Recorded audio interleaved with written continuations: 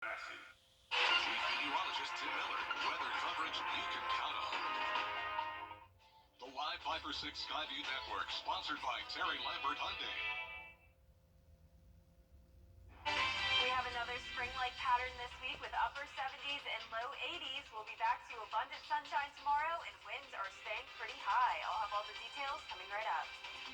Right now on News Channel 6 at 4, commissioners approving funding for the new Augusta Tomorrow Master Plan. The projects you can expect to see. Plus, the defense is expected to rest its case in the double murder trial of Alec Murdaugh. We hear from the final witnesses who were called to the stand today. And a new organization run by a local leader designed to help young men succeed. We'll tell you all about it as your News at 4 starts now. Live from Television Park, this is WJBF News Channel 6 at 4.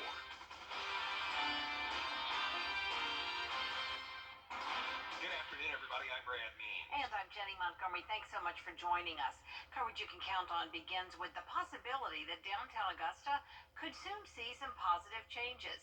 Augusta Tomorrow is working on a new master plan for developing and revitalizing the central business district and the riverfront. News Channel 6's Kim Vickers reports. For more than 30 years, Augusta Tomorrow has planned and carried out projects designed to better downtown Augusta. These projects include the Augusta Common, the Riverwalk, the Augusta Riverfront Project, and the 5th Street Pedestrian Bridge. The projects are half funded by public entities and half by private. Recently, the city of Augusta approved $150,000 of the $400,000 Augusta Tomorrow budgeted for the plan. John Cates sits on the board of directors and says the board is in early stages of planning, but has some ideas. And so some of the things that people have talked about that, are on people's mind are, things like the boathouse, things like the Augusta Common expansion, things about some property. North Augusta Mayor Britton Williams says Augusta Tomorrow is doing positive things, and he sees value in working with them to better both sides of the river.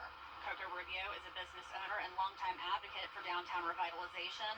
He told me he's impressed with Augusta Tomorrow's accomplishments and would like to see existing venues be updated. But when you go back towards that stage on the river, the 8th Street stage, it needs to be kind of fixed up. It needs electrical work, and so to me, they need to do those kind of things because we already have kind of the foundation here. We just need to kind of maintain and upgrade and, keep everything, new and clean and things like that. Augusta Tomorrow compiles a new master plan about every 10 years or once 80% of the previous plan is finished. They should have a new plan ready to go by the end of this year. In Augusta, Kim Vickers, WJBF News Channel 6. Plan for new public art in Augusta is moving forward. It's a sculpture project, and the one you're seeing right there, one of two being donated to the city by a North Augusta man. The plan is to put it at the center of the roundabout at North Leg and Milledgeville Roads. Roundabouts are popping up all over Augusta, and many see them as a good place to showcase art. We work with tropical engineering. That roundabout is not likely to have a lot of pedestrian traffic, and I think it was a good fit for that. So we'll start, and then we had a donor, Nelson Danish, who donated a piece that he had by Roger Finch, well-known Augusta sculptor. A commission committee set to vote tomorrow to accept the donated sculptures for that North Leg roundabout. A new sculpture also planned for the roundabout at Twiggs Circle. Georgia lawmakers are pushing for funds to fix the state's roads, bridges, and highways. Lawmakers say funding infrastructure will help bring more business to Georgia and make the state attractive to large companies. State lawmakers say we must fund road repairs, fix potholes, and connect our ports with the metro cities for faster travel options. One new bill at the State House is to expand the metrics of the truck weight, which especially would help the agriculture industry. We see that there's a lot of expansion on the delivery networks. And so that's coming from the Port of Savannah going up to our Atlanta airport. And because of that demand, we know that in terms of transportation, there's definitely a need to build out our roadways. Lawmakers say with heavy trucks moving across the state, we must proactively check weight limits to prevent wear and tear that could cause accidents. It is time now for our first check of the forecast with meteorologist Jennifer Dracci. Another beautiful warm day, Jenna. Yeah, warm temperatures once again. We'll see 80s pretty much all week long. Dry conditions, but we do have a good amount of cloud cover outside due to a cold front to our north. Here's our Terry Lambert Hyundai Skyview cam over in Aiken. Looking pretty dark outside since we don't have a whole lot of sunlight, but the temperatures are not impacted by the clouds. They're still very warm, seeing those mid to upper 70s. 75 in Aiken, Augusta at 76. Gibson in those low 70s at 73. Same story in Edgefield, and 77 in Waynesboro, a little bit warmer. Winds are still coming in from the southwest, 21 miles per hour in Augusta, 18 in Aiken, 13 in Barnwell, and the wind gusts are up to around 30 miles per hour. We're seeing 29 in Augusta and Evans, 24 in Thompson, 23 in Aiken. So it's been a very breezy day due to that cold front to our north. We also have a wind advisory in effect just for Wilkes and Taliaferro County. This goes until 7 p.m. tonight, but pretty much the entire CSRA is dealing with these high wind gusts. Just those two counties that could see gusts a little bit higher. But for satellite and radar, we had a couple very light showers come through earlier. We'll have a few more later on this evening, but for the most part, just the clouds with this front. It brought some severe weather to the southern plains last night, but definitely lost a lot of its strength. We're really only seeing the scattered light rain showers, not a whole lot of thunderstorm activity. So partly cloudy skies tonight, still seeing 70 degrees by the 7 o'clock hour. Southwest winds still very strong, up to 19 miles per hour sustained. 66 by 9 o'clock tonight. So a warm week ahead with breezy conditions sticking around all week long. Sunny and dry for Tuesday, but then we'll have storms headed our way to end the work week. So coming up, I'll have all the details on that, but back to you, Brad. Thanks. Week 6 of the Alec Murdaugh double murder trial underway. Today, his attorneys called their final witnesses to the stand, trying to convince the jury he did not kill his wife and son. Jason Raven is in Walterboro. The defense brought up various experts they hired to give differing opinions on the murders than the witnesses the state had called earlier in the trial. They were focused on the crime scene itself and the gunshot wounds Paul and Maggie sustained. Both defense witnesses called to the stand Monday morning believe the shot to Paul's head was a contact wound, meaning the muzzle of the shotgun was on his head, contradicting the state's pathologist who said the fatal shot came from an upward trajectory and from a few feet away. A blood spatter expert hired by Murdaugh's attorneys believes whoever shot Paul would have been covered in his blood and other biological material and possibly be injured themselves. Mr. Palmbach, do you have an opinion based upon more probably than not in whether there was one or two shooters who murdered Maggie and Paul on the night of June 7th? I do have an opinion on that. And what's your opinion? My opinion is the totality of the evidence is more suggestive of a two-shooter scenario. Monday, Judge Clifton Newman said he would allow the jury to visit the Moselle property and see the scene of the murders for themselves. Murdaugh's defense team had requested this. In Walterboro, I'm Jason Raven. A local probation officer is in jail tonight. According to the GBI, Bobby Evans was arrested Friday. He's charged with 2 counts of sexual assault of a probation or parolee, and 1 count of oath of office by a public officer. Evans turned himself in at the McDuffie County Jail. Well, today marks 22 years since the death of a McDuffie County mother, Thompson native Robin Reeves, found dead inside her home back on February 27, 2001. The GBI telling News Channel 6's Cold Case Project that Reeves was stabbed to death, and there are still no suspects.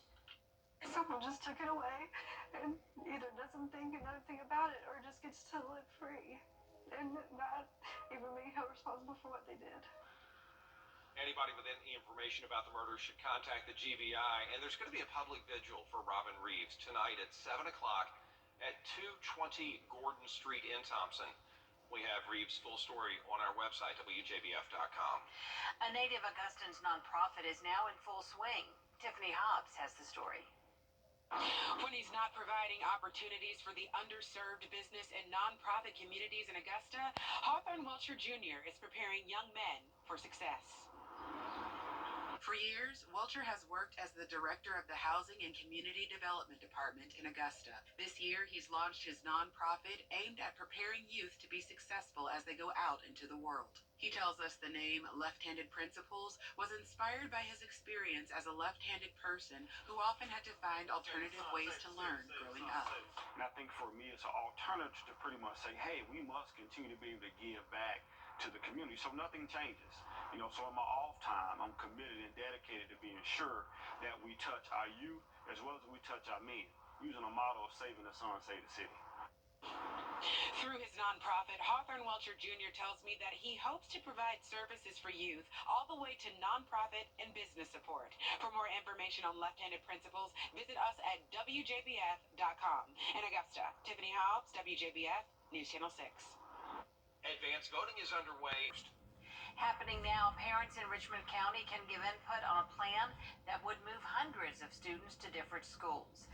The school board's considering closing Terrace Manor and Willis Foreman elementary schools because of low enrollment. Students at Terrace Manor would go to Wheelus Road Elementary. Those at Willis Foreman would be split up to nearby schools.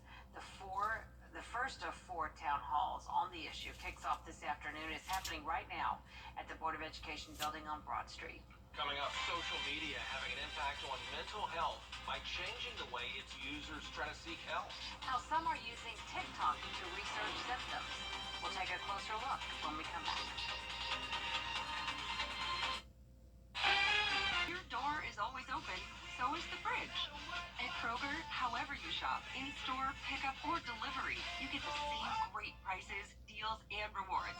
That's a win-win-win. Kroger, fresh for everyone.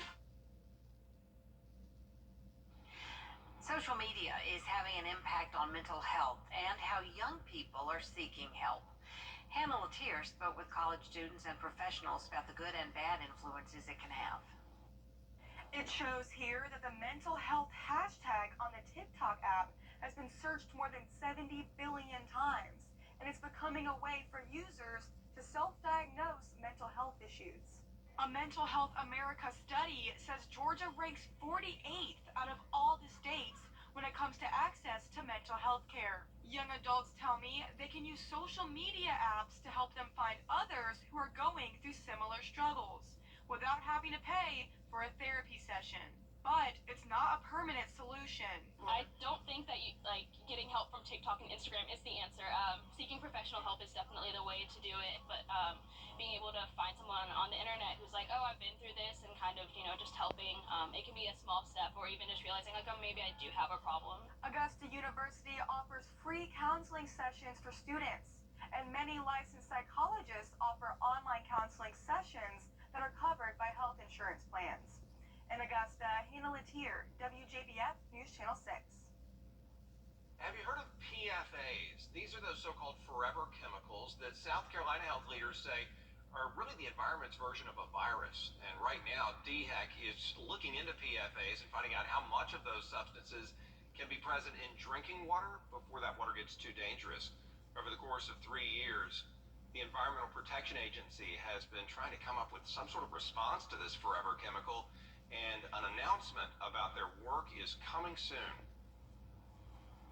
Began hearing that the UCMR3 laboratory detection limits were not low enough, and that new lab methods had lower detection limits, and that if we were not finding PFAS in our state, then we were not looking at low enough detection levels.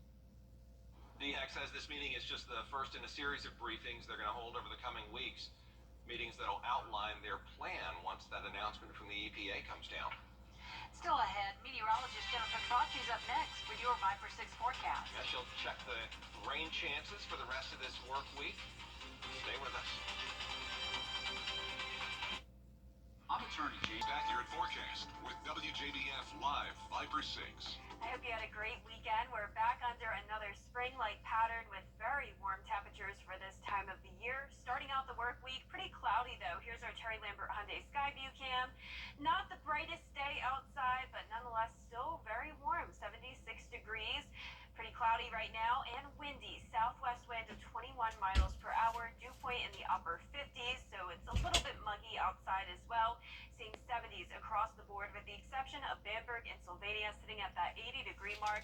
75 in Aiken, 72 in Saluda, 73 in Edgefield.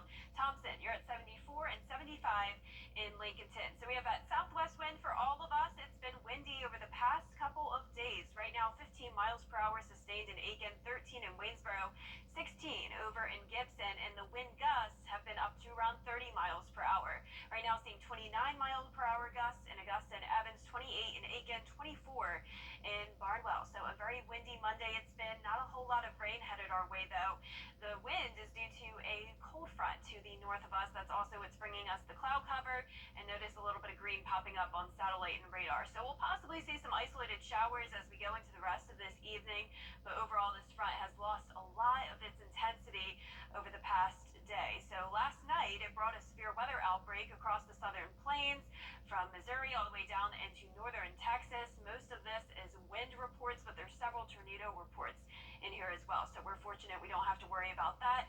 Just a 20% chance of rain once again for Wednesday, but then we are increasing those rain chances Thursday and Friday, and we'll be watching for the possibility of some storms. So notice the Storm Prediction Center has already put Georgia and South Carolina under a 15% probability of severe weather for Friday. Looks like the timeline will be Friday morning through early evening, so it's still very early out, but we'll definitely be watching this closely, and we'll keep you updated when we get closer to the date. But in the meantime, it's really just the winds we'll be dealing with for the next couple of days. The wind advisory, though, ends at 7 o'clock tonight. This is just for Wilkes and Taliaferro County, but really the entire CSRA has been dealing with those gusty winds today, and that's not helping with our pollen levels. I'm sure you're noticing a lot of pollen on your cars. Levels are very high all the way through the end of the work week. And speaking of those winds, we're going to see the gusts still up to around 30 miles per hour as we go into the evening tonight.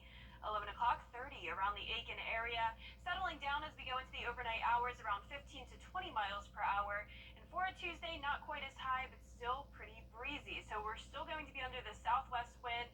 We'll also see a few showers come in tonight. Notice by 10 o'clock north of I-20, possibly some light rain here and there.